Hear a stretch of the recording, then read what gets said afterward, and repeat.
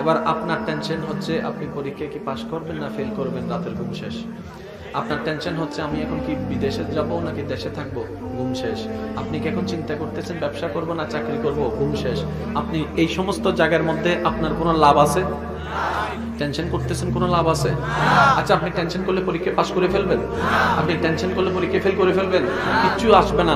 আপনার আমার টেনশনে কিছু লাভও হবে না, লসও হবে না। তখন আপনি মনকে বুঝ দিবেন কিভাবে? আল্লাহ যা করে, আল্লাহ যা করে, আল্লাহ যা করে। আমাদের কাছে কালিমার অভাব নাই, নামাজের মোটামুটি, রোজাও মোটামুটি, সালামও মোটামুটি। একটা জিনিসের বড় অভাব, সেটা হচ্ছে আল্লাহর উপর তাওয়াক্কুল। একটু নিজেকে গবেষণা করে দেখেন, আমাদের আল্লাহর উপর তাওয়াক্কুলটা যথেষ্ট অভাব আছে। এই তাওয়াক্কুলটাকে যদি কোন রকম একটু বাড়াই দিতে পারি, জয় আপনার সুনিশ্চিত হয়ে যাবে। এবার আসেন, যুবক ভাইরা কি প্রস্তুত আছেন? নাকি 5 মিনিট বিরতি দিব, কথা টথা কইবেন? কোন আলাপ টালাপ আসেনি? কাউরে মিসকুল টিস্কুল দেওয়া লাগবে? মেসেঞ্জারে কল লাগবে যে আপনি কই আছেন?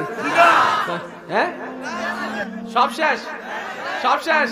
মাশাআল্লাহ, আল্লাহ এই পাগল পাগল বান্দাদেরকে কবুল করুক, দ্বীনের পথে চলার তৌফিক দান করুক, নবীর মহব্বতে আল্লাহর জন্য জান কুরবান দেওয়ার তৌফিক দান করুক। আল্লাহ আমাদের সবাইকে কবুল করুক। যুবক ভাইয়েরা একটু খেয়াল করবেন, আমাদের সবচেয়ে বড় কমতি এখন হচ্ছে, সেটা হচ্ছে আল্লাহর উপর তাওয়াক্কুল, আল্লাহর উপর ভরসা। আল্লাহর উপর ভরসা মানে হাত পাও গুটাই বসে থাকা নয়। আল্লাহর উপর তাওয়াক্কুল মানে কাজ না করে বসে থাকা নয়। আল্লাহর উপর তাওয়াক্কুল মানে আপনি একদম ভেঙে পড়বেন তা নয়। মনে রাখবেন, আমাদের যতগুলা রোগ আছে, সবচেয়ে বড় রোগের নাম হচ্ছে টেনশন। সবচেয়ে বড় রোগের নাম কি? প্রেসার বাড়েও টেনশনের কারণে। ডায়াবেটিস সবার কাছে নাই, টেনশন সবার কাছে আছে।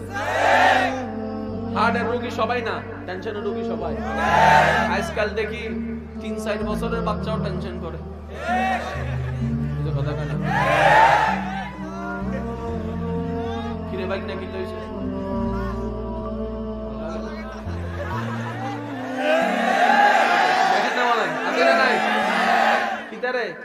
আম্মা মোবাইল দেয় না, মোবাইল কিতা করবি? কই মোটো পাতলা দেখলাম, আছে না নাই? ছোট ছোট বাচ্চাদের কাছেও টেনশন আছে। মনে রাখবেন, এই টেনশনের কোনো স্পেসিফিকলি ওষুধ এখনো পর্যন্ত বিজ্ঞান আবিষ্কার ভালো করে করতে পারে নাই, কিন্তু ইসলামের মধ্যে সেই ওষুধটা আছে ভাই।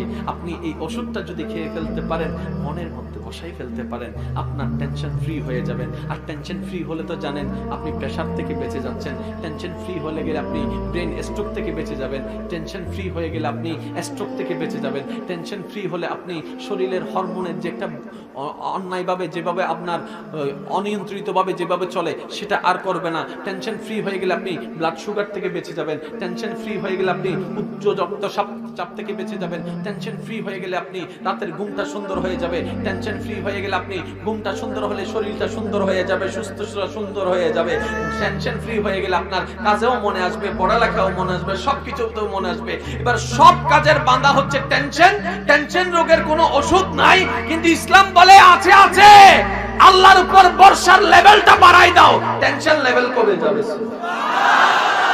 এবার জিনিসটাকে একটু বোঝার দরকার আছে না নেই? এবার আপনার টেনশন হচ্ছে আপনি পরীক্ষায় কি পাশ করবেন না ফেল করবেন, রাতের ঘুম শেষ। আপনার টেনশন হচ্ছে আমি এখন কি বিদেশে যাব নাকি দেশে থাকবো, ঘুম শেষ। আপনি কি এখন চিন্তা করতেছেন ব্যবসা করব না চাকরি করব, ঘুম শেষ।